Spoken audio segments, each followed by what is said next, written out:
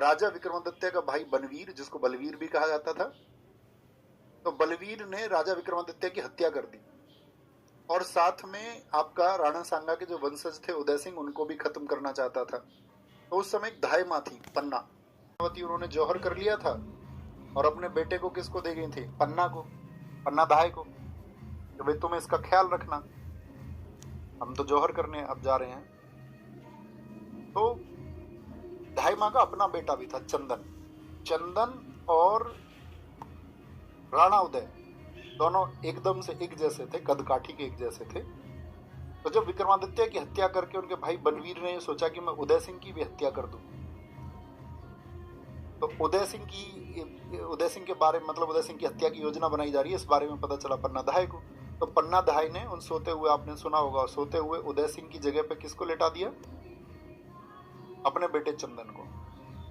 तो यहां पर एक मां का किरदार आपको सोचना होगा कि अपने राज्य के लिए, जिसकी सेवा कर रहे थे,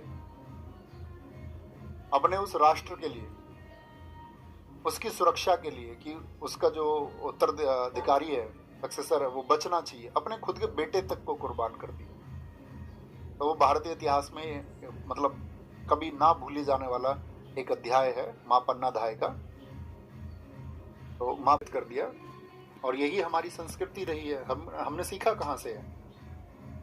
हम सब ने। भारत की संस्कृति क्यों महान बनाती है? जैसे कि एक किस्सा यहाँ पे गुजरात का भी है, ऐसा ही सेम किस्सा है। वहां पे राजा नर्दव थे, तो उनके यहाँ पर भी यही हुआ कि एक माँ ने अपने बच्चे को इसी तरह से समर्पित किया था।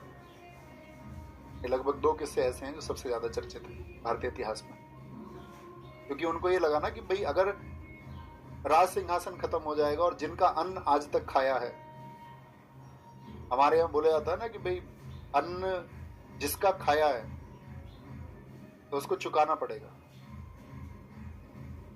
वो उनको समर्पित थी उस राज सिंहासन को। तो ऐसे विश्वसनीय लोग भी थे। जब आप इतिहास को पढ़ते